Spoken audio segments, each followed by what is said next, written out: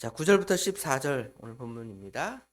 오늘 말씀을 통해서 입양된 자녀의 표징, 특징, 거룩한 흔적을 가지라 라는 제목으로 하나님 말씀을 상고하겠습니다. 입양된 자녀의 표징, 거룩한 흔적을 가지라 라는 제목이 오늘 본문의 제목입니다. 어제 1절부터 8절까지 말씀을 통해서 하나님께서는 두 가지를 말씀하셨죠. 아브라함에게 완전함을 요구하셨습니다. 나는 전능한 하나님이라 너는 내 앞에서 완전하라. 이것이 첫 번째 주신 말씀이고요. 두 번째로는 하나님께서 아브라함에게 새로운 이름, 아브라함이 아니라 아브라함이라는 이름을 주신 내용이 어제 상고한 내용입니다. 자, 오늘 9절부터는 하나님께서 이 하나님의 뜻을 이루실 아브라함의 입장에서 볼 때는 자기가 만족하다. 하나님께서 이제 내 아들을 주었고 또 하나님께서 가나안 땅을 주실 것은 앞으로 약속된 것이니 나는 만족한다. 그랬지만 사실은 하나님은 이스마엘을 통하여 하나님의 뜻을 이루시는 것이 아니라 약속의 아들 이삭을 통하여 이루실 것이기 때문에 아직 그 언약을 이루신 것이 불완전하다는 것이죠. 그래서 하나님께서 또 다른 행태의 언약인 할례로 이를 확증하고 보여주십니다. 할례를 왜 행했는가를 좀 더 오늘부터 구체적으로 보는데요. 자, 우리가 뭔가를 결심하고 이를 실행하기 위해서는 엄청난 노력이 필요합니다. 그래서 오죽하면 작심삼일이다 그러잖아요. 뭔가를 계획했지만 인간이 그것을 이루는 데 있어서는 굉장한 엄청난 수고가 필요합니다. 이는 우리 신앙도 마찬가지입니다. 우리가 신앙을 아주 공상적이고 이론적으로 받을 때가 많이 있습니다. 이렇게 하면 우리가 신앙이 잘 될 거야. 믿음이 잘 될 거야. 그렇지만 우리 인간의 몸이 연약하고 그 일을 집행하고 순종하는 데 있어서는 한계가 여전히 있어서 마지막에는 뭐라고 표현하냐면 우리 마음은 원이로되 육신은 약하도다 하면서 우리가 그 마음에 세웠던 여러 계획들, 특별히 우리 신앙에 관련된 것들을 포기할 때가 있습니다. 주일의 말씀을 듣거나 아니면 하나님의 말씀을 읽고 묵상할 때 깨닫는 바가 있습니다. 그렇죠? 내가 이렇게 살기를 원합니다. 하나님께 작정도 하고 또 다짐도 하죠. 그러나 실제적인 상황에 부딪히면 믿음이 전혀 생기지 않고 믿음을 떠나서 다른 엉뚱한 그런 생각을 할 때가 있고 표현을 할 때가 있습니다. 하나님께서는 이런 인간의 연약함을 깨닫게 하시고 그 믿음을 굳게 하시려고 하나님께서는 계속 아브라함에게 여러 방식의 언약들을 이야기하시죠. 말씀으로 나타나 여러 번 말씀하십니다. 한 번만 딱 얘기하고 내가 한 번 얘기하면 됐지 내가 두 번, 세 번 얘기해야 되겠어? 그렇게 지혜가 없어? 하지 않으시고 하나님께서는 우리 인간의 어리석음, 지혜 없음을 아시기 때문에 한 번 말씀하시고 두 번 말씀하시고 또 그 언약을 다시 갱신하시고 또 이야기하시죠. 그러면서 마지막에는 너무도 깨닫지 못하니까 인간에게 너 표시해놔. 자꾸 너 까막까막하지? 잊어버리지? 여러분 자꾸 잊어버리면 어떻게 해야 돼요? 뭔가 이렇게 적어놓고 저장해 놓으면 잊어버리지 않잖아요. 그래서 하나님께서 내가 이 언약을 그냥 한 거 아니야 하면서 하나님의 언약을 사람의 몸에 흔적으로 남겨둔 거예요. 그러지 않으면 우리 인간은 자꾸 어떻게 해요? 잊어버리니까. 그렇죠? 그런 것이 바로 이 할례라는 것을 우리에게 가르쳐 줍니다. 자, 하나님께서는 오늘 아브라함과 그의 자손과 언약을 하십니다. 9절에 보면 하나님이 또 아브라함에게 이르시되 그런즉 너는 내 언약을 지키고 내 후손도 대대로 지키라 그랬죠. 어떤 언약일까요? 여기 7절, 8절에 나오는 말씀입니다. 물론 5절부터 시작되겠죠. 너는 모든 민족의 아버지가 되고 너는 심히 번성하게 될 것이다. 그것을 내가 너와 언약을 맺는데 7절에 내가 내 언약을 나와 너 및 네 대대의 후손 사이에 세워서 영원한 언약을 삼고 너와 내 후손의 하나님이 되리라. 내가 너와 내 후손에게 내가 거류하는 이 땅, 곧 가나안 온 땅을 주어 영원한 기업이 되게 하고 나는 그들의 하나님이 되리라. 내가 너에게 가나안 땅을 주고 나는 너의 하나님이 될 것이다. 너는 내 백성이 될 것이다. 이게 언약의 내용이고요. 그 언약을 대대로 지키라. 이렇게 말씀하십니다. 하나님께서는 하나님과 상관없는 아브라함을, 또 하나님과 상관없는 우리를 하나님의 그 백성으로 특별한 언약을 맺으시는 것이죠. 아브라함의 자손들에게는 제사장 나라로 삼으시는 것을 볼 수가 있습니다. 이는 마치 그리스 로마 시대의 그 입양의 제도와 비슷하게 상상해 볼 수가 있는데요. 그 당시에 입양은 어떤 사람들이 입양을 하게 되냐면, 당시에 자녀가 없는 귀족이나 부자나 왕이 노예 중에 한 사람을 택해서 입양해서 교육을 시키고 자신의 신분과 지위와 모든 권력을 그 입양된 아들에게 물려주는 제도와 같이, 하나님께서 아브라함을 그렇게 택해서, 하나님께서 오늘날 우리를 그렇게 택해서 하나님의 자손, 하나님의 아들들, 우린 하나님의 자녀라 그러죠. 이렇게 삼으신 것을 알 수가 있습니다. 뿐만 아니라 하나님께서는 우리들에게도 그러한 그분의 존귀함이나 영광이나 능력, 신성을 우리에게 허락하셔서 우리로 하여금 그것을 가지게 하시고 누리게 하십니다. 그러면서 우리에게 요구하시는 것은 그 언약을 대대로 지키라는 것이죠. 내가 너와 언약을 맺었는데 너는 그 언약만 지키면 돼. 그 언약을 지키면 너에게 이러이러한 은혜가 있어. 이렇게 말씀하시는 것이죠.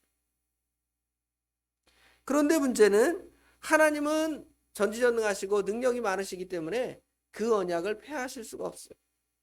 하나님의 신실하심은 하나님의 그 말씀 하나하나를 변개시키거나 바꾸거나 할 수 없습니다. 문제는 누굴까요? 문제는 아브라함의 자손이나 우리에게 있다는 것이죠. 우리에게 여전히 죄성이 있어서 그 언약을 깨트릴 가능성이 아주 많다는 것입니다. 우리 인간은 하나님의 그 언약을 영원히 기억하는 것이 아니라 그것을 무거운 짐으로 생각하고 과거에 가졌던 죄성, 하나님을 모를 때의 그 원래의 성질로 돌아가려는 그러한 마음을 우리 인간이 가지고 있다는 것입니다.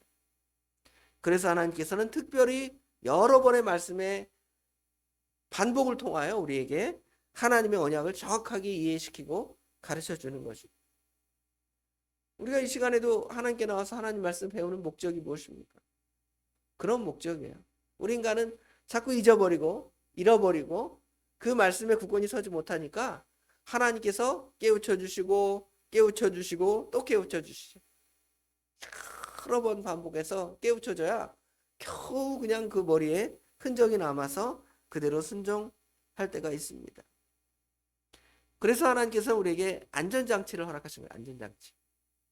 그걸 잊지 않도록.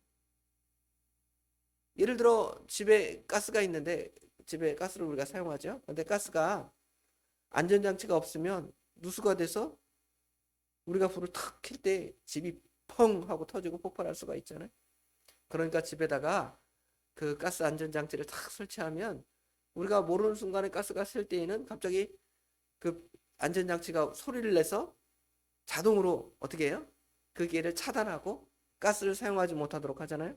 이런 것처럼 우리 인간이 하나님을 떠나서, 믿음을 떠나서 살 어떤 연약함이 있기 때문에 하나님께서는 아주 외적인 표징을 통해서 우리에게 그것을 굳게 하십니다. 자, 우리의 신앙의 안전장치들이 어떤 것들이 있을까요? 우리 신앙의 안전장치는 우리 성도들 간의 어떤 교제 안에 또 있습니다. 사람들은 요새 시대에는 자꾸 어디에 매이기를 싫어해요. 어떤 교회 가면 거기 교회에 매여서 거기서 내가 이것도 하고 저것도 하고 봉사도 하고 헌신도 해야 되니까 싫어합니다. 그래서 뭐만을 생각하냐면 그냥 예배만 참석하면 돼. 그러다 보니까 사람들이 이런 우리 교회 같이 다 교인들이 이렇게 눈에 들어오면 누가 오셨다 안 오셨다 그죠? 그런 교회를 원하지 않고 어디로 가냐면 큰 대형 교회를 가요. 그러면 내가 교회에 와서 앉아 있다가 가도 이분이 오셨는지 안 오셨는지 알 수도 없고, 나도 누구에게 타치를 받지 않고 편안하게, 그렇죠? 신앙생활하기를 원하는 사람들이 많이 있습니다. 그런 형식으로 가다가 나중에는 어떤 식으로 변질되냐면, 나는 신앙을 가졌지만 꼭 내가 교회에 나와서 예배를 드려야 되겠어? 특별히 코로나 시대 이후에는 더 그런 일이 벌어지기 시작하죠. 그러면서 집에 TV를 틀어놓든지 인터넷으로 연결해서 그냥 앉아가지고 목사님 설교 듣고, 뭐 저도 많이 부족하지만 저보다 훌륭하신 목사님들이 설교를 얼마나 많이, 기독교 방송 TV 틀어놓고 인터넷 유튜브 아무개 목사님 유명하니까 그 목사님 다 틀어놓고 예배 드리면 너무 편해져. 그래서 교인들이 요새의 교인들을 어떻게 표현하냐면 가난한 교인 그래요. 가난한 교인. 뭐가 가난한 교인일까요? 가난하니까 가난한 교인일까? 가난한 교인 뭐냐면, 가난 거꾸로 하시면 안 나가. 교회 안 나가. 아니 어차피 하나님 섬기는데 내가 하나님과 개인적으로 만나는 것이 중요하지, 내가 교회 가서 누구하고 치이고 누구하고 갈등하고 누구하고 뭐 해. 그렇죠? 그런데 사실은 이것은 하나님 앞에 마귀가 그런 마음을 우리에게 줘서 이 하나님 앞에 참된 경건 생활과 신앙 생활, 하나님께 나아오는 생활을 막아버리는 거예요. 그렇죠? 그래서 하나님께서 최소의 안전장치를 통하여 우리 신앙인들이 서로 교제하고 교통하고 믿음 안에서 하나 되는 그러한 것을 원하시는 것처럼, 하나님께서 지금 우리 인간에게 그런 연약함들을 이길 수 있는 하나의 표징으로 구약시대에는 할례라는 방식을 통하여 하나님의 뜻을 드러내시죠. 우리 몸에 그런 표징이 있어서 내가 하나님의 백성이다 이것을 깨닫게 하고 나의 연약함을 그것을 통하여 알게 하시는 그러한 방식입니다. 자, 그런데 하나님께서 왜 이 할례라는 방식으로 행했을까요? 예를 들어 중국에서 옛날에 변발이라 그러죠. 나는 중국 사람이다 그러면 중국 사람들은 머리에다 고속도로를 쫙 내가지고 머리를 확 밀어요. 뭐 이런 방식으로 이거 하나님 믿는 사람은 그렇게 표시하면 돼. 그럴 수 있죠. 아니면 뭐 팔이나 손에다가 문신을 해라. 문신을 해서 너는 하나님의 백성이야. 너는 이스라엘 백성이야. 하나님이 그런 방식으로 하나님의 언약의 표정을 드러낼 수가 있습니다. 그렇죠? 또 어떤 방식, 귀걸이를 차라. 아니면 목걸이를 차면 그건 하나님의 자녀야. 이런 다양한 방식으로 할 수 있는데, 하나님께서는 이스라엘 백성들에게 하나님의 백성임을 나타내는 표로 할례를 행하게 하시. 물론 할례라는 것이 이스라엘 그 고유의 것이 아닙니다. 고대에도 이런 할례 의식을 행했는데요. 이 할례 의식이 보통 어떤 의식이냐면 성인식. 내가 이제 나이가, 우리도 이제 20살이 되면 너는 이제 어른이야 이러는 것처럼 보통 할례는 성인식의 개념으로 이 할례를 사용했다고 합니다. 그런데 하나님께서는 이 할례의 방식을 이스라엘 자손 아브라함 후손들에게는 이 할례를 통하여 이제 하나님의 백성의 새로운 인문으로 그것들을 행하시게 하셨습니다. 육신에 속한 옛사람 그것을 벗고 새로운 하나님의 사람의 인격체로 만들어졌음을 할례로 이렇게 표시하는 방식이었습니다. 그래서 유대인들은 할례를 받지 아니하면 굉장한 수치로 생각을 했죠. 이스라엘 백성이 출애굽해서 이제 가나안 땅으로 가는데요. 광야에서 40년 동안 생활하잖아요. 이 광야에서 40년 동안 생활하면서 어디에서 할례를 행할 수가 없죠. 그러니까 이제 어디 가서 할례를 행하냐면 마지막에 가나안 땅에 들어가서 가나안 땅의 길갈이라는 곳에 이르러서 거기서 할례를 행하죠. 그러면서 말하기를, 이 길갈이라는 말은 굴러갔다 이런 뜻인데, 뭐가 굴러갔냐면 수치가 굴러갔다는 거예요. 자기들이 출애굽해서 지금 광야에서 살아가는 동안 40년 동안 아무도 할례를 받지 않으니 그것이 수치라고 생각을 했고, 이 수치를 벗어나는 것은 지금 여기 가나안 땅에 정착할 것이니까 여기서 할례를 행하는 것이죠. 사실은 이스라엘 백성들이 요단강을 건너서 처음 정복하는 전쟁이 여리고 전쟁이잖아요. 전쟁을 시작해야 되는데 갑자기 모든 군인들에게 갑자기 포경 수술을 하라는 거예요. 그럼 전쟁할 수 있어요? 못해요? 고통스러우니까 그럼 전쟁에 나와서 질 수밖에 없어요. 그래도 그것이 하나님의 백성이 할례를 행하지 않으면 수치가 되니까 거기서 할례를 행하는 거예요. 하나님을 믿고 의지하면서. 그러면서 말하기를 이 땅은 우리가 수치를 벗은 땅이다 해서 그 땅 이름을 길갈 이렇게 이름을 붙이기도 하죠. 또한 할례는 남자라면 누구나 받게 돼 있습니다. 누가 대신해서 할례를 받아주는 게 아니에요. 그렇잖아요. 누가 할례를 받았으니까 나는 할례 받을 필요 없어. 아버지가 할례를 받으면 아들이 자동으로 할례를 받는 것이 아니라 모든 사람들이 다 할례를 받는 것처럼 남자라면 하나님의 백성이 하나님의 은혜 가운데 영적인 할례를 받는 것은 개개인의 문제라는 것이죠. 어머니가 예수님을 믿으면 아들이 딸이 자동으로 예수를 믿는 게 아니에요. 다 개인의 문제입니다.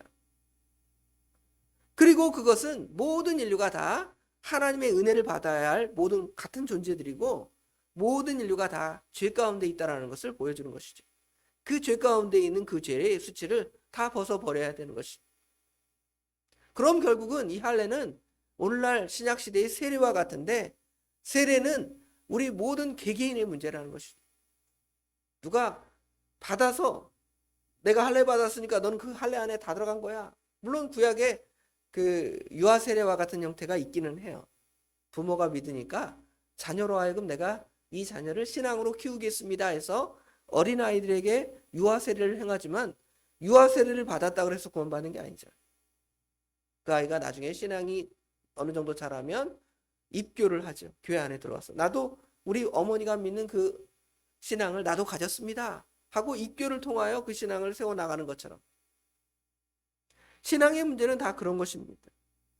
하나님의 백성된 표, 거룩함에 대한 표를 이와 같이 할례를 통하여 이제 이스라엘 백성들은 보게 됩니다. 또 사실은 할례는 자랑의 거리가 아니에요. 유대인들은 나는 할례를 받았다, 너희는 무할례당이다 하고 무시했지만 사실은 할례는 인간의 그 연약함을 보게 되는 것이죠. 얼마나 우리 인간이 작심삼일처럼 하나님의 그 명령하신 것들을 온전히 순종하지 못하면 하나님께서 너희 몸에다가 이거 표시할 거니까 이 언약의 표시를 통하여 하나님과 우리가 언약한 거, 그 약속된 거 잊지 마 하고 우리 몸에 표시한 거예요. 자꾸 메모하잖아요. 여러분 머리가 아주 좋고 뛰어나다. 젊을 때처럼 20대처럼 머리가 막 잘 돌아간다. 메모할 필요 있어요? 없어요? 없잖아요. 그런데 나이가 자꾸 들으니까 까먹까먹하는 거예요. 그러니까 뭐 하라 그래요? 좀 적어. 그러죠. 하나님께서 좀 적어. 그 할례를 그렇게 행한 거예요. 그 할례 받는 것이 자랑 그런 거는 아닙니다. 그런데 유대인들은 그것을 뭘로 얘기해요? 자랑거리로 여겨. 너 할례 받지 않았어? 너는 하나님의 백성이 아니야. 너는 우리에게 속하지 않았어. 하고 무시하는 거죠. 무시하는 것이 아니라 오히려 할례를 통하여 자기의 그 연약함, 부족함, 죄악됨 이런 것들을 발견하는 것이죠. 그래서 하나님 앞에 부복하고 하나님 앞에 엎드리는 것이 그 언약의 징표가 우리 안에 있게 되는 것입니다. 어떤 남자가 나 할례 받았어 하고 자랑하고 다닐 남자가 있습니까? 아무도 없죠. 가리잖아요. 그렇죠? 자랑거리가 아니라는 것입니다. 우리가 죄인이라는 것이 자랑거리가 아니라는 것이죠. 그러나 우리가 하나님의 백성 되었고 하나님의 은혜를 받은 자라는 것을 그 할례를 통하여 내가 깨닫게 됩니다. 우리가 세례받은 것이 자랑입니까? 나는 세례받았어. 넌 세례받지 않았어? 자랑이 아니라 내가 세례를 받았다는 것은 내가 하나님 앞에 나는 죄인이었습니다. 그러나 내가 하나님의 은혜를 받았습니다라는 증표를 우리 안에 갖는 거예요. 물론 꼭 물세례를 받아야 되는가? 그건 아닙니다. 우리는 예수 그리스도를 통하여 불세례를 받았기 때문에. 그러나 우리 주님께서 말씀하시기를 너는 가서 모든 족속으로 제자를 삼아 아버지와 아들과 성령의 이름으로 세례를 베풀라 그랬으니까 그 말씀을 따라서 우리 모든 믿음의 사람들은 세례를 받는 것이죠. 마지막으로 할례는 유대인만이 받는 것이 아닙니다. 오늘 본문에 보면 유대인만 할례를 받아라. 아브라함과 아브라함의 아들들만 받아라 그러지 않습니다. 여기 12절에 보면 너희 대대로 모든 남자는 집에서 난 자나 또는 너희 자손이 아니라 그랬죠? 이방 사람에게서 돈으로 산 자를 막론하고 난 지 8일 만에 할례를 받을 것이다. 모든 이스라엘에 속한 자들, 이방인들도 다 할례를 받으라는 것이죠. 이것을 통하여 하나님께서 구약에는 지금 이스라엘 민족을 택하였지만 신약에는 모든 민족이 다 하나님의 은혜에 들어갈 것을 상징적으로 가르쳐 주는 거예요. 그리고 아브라함의 이름 안에서 나오잖아요. 아브라함은 고상한 아버지가 아니라 열국의 아버지다. 이름을 가르쳐 주는 것이죠. 그래서 아브라함에게 속한, 육신적으로 아브라함에 속한 자나 영적으로 아브라함에 속한 자들은 다 할례를 받는 거예요. 그러나 이제 로마서에 보면 육신의 할례는 다 어떻게 됐다? 무익하다. 영적인 할례를 받아야 된다. 육신의 아브라함의 자손도 영적인 할례를 받아야 되고, 또 육신의 할례를 받지 아니한 모든 이방인은 영적인 할례를 다 예수를 믿음으로 받게 돼 있잖아요. 그리고 그 할례는 의식이기 때문에 그 할례를 폐하고 신약 시대에는 우리 주님께서 세례라는 형식을 통하여 그것을 대체하셨죠. 자, 오늘 우리가 세례를 받는 것도 그런 목적이 있는 것입니다. 내가 모든 교인들 앞에 나는 대한예수교 장로회 예수사랑교회 세례교인이다 라는 것을 이제 목사가 세례를 주면서 공포하잖아요. 교인 앞에 공포하고 다른 사람들 앞에 나는 세례교인입니다 이렇게 말할 수 있는 것이죠. 하나님의 자녀된 표를 모든 사람 앞에 드러내는 것입니다. 오늘 할례를 같이 상고했는데요. 우리가 이런 은혜 안에 들어간 것을 감사할 뿐만 아니라 우리의 연약함을 깨닫고 그 은혜 앞에 굳건히 서는 저희들이 되길 주님의 이름으로 축원합니다. 기도하겠습니다. 아버지 하나님, 은혜와 사랑을 진심으로 감사합니다. 오늘도 저희들의 단잠을 깨우사 하나님께 나오게 하시고, 특별히 하나님께서 아브라함과 아브라함의 자손에게 행한 할례의 의식을 통하여 아버지 하나님, 이것이 우리에게 어떠한 의미인지를 배우게 하신 것 감사합니다. 우리가 하나님과 맺은 언약이 우리 인간이 죄성이 없다면 아버지 하나님 영원히 우리의 마음과 모든 것에 굳건히 새겨져서 아버지 하나님 그것을 결코 버리지 않을 것이 하나님의 뜻이고 우리의 마음이지만, 우리 인간이 타락해서 하나님을 떠나고 죄성이 우리 가운데 있어서 하나님을 잃어버리고 하나님을 멀리 떠나는 그러한 우리 인간의 연약함을 아시고 하나님께서 여러 번 아브라함에게 그 언약을 갱신하시며 심지어는 마지막에는 그 언약의 표징을 그 몸에 드러내셔서 이것을 통하여 나와 너가 맺은 그 언약을 잊지 말라고 이렇게 드러내신 것처럼 하나님께서 우리에게도 이런 은혜를 주셨는데, 우리는 아버지 하나님 이것이 육신의 할례로 만족하는 것이 아니라 너희는 마음의 할례를 받으라고 말씀하셨사오니 마음의 할례를 통하여 우리 죄악된 본성들을 먼저 인정하고 알게 하시고, 또 예수님의 그 피로 우리의 깨끗함을 아버지 하나님 알게 하시며, 또 그것을 잊지 아니하고 주님의 은혜에 감사하는 삶을 살아가라고, 거룩한 삶을 살아가라고 또한 우리에게 명령하신 표인 줄 알고, 이 말씀 성도된 표들을 우리가 순종해 나가며 살아가는 저희들이 될 수 있도록 우리 하나님 친히 인도하여 주시옵소서. 모든 것 주님께 맡깁니다. 우리 주님께서 오늘 우리의 삶도 친히 거룩한 표를 나타내는 삶이 되기를 우리 주님께서 힘을 주셔서 능력을 주셔서 그렇게 감당할 수 있도록 도와주시옵소서. 모든 것 주님께 맡깁니다. 우리 주님께서 함께 하실 줄 믿사오며 예수님의 이름으로 간절히 기도드리옵나이다. 아멘.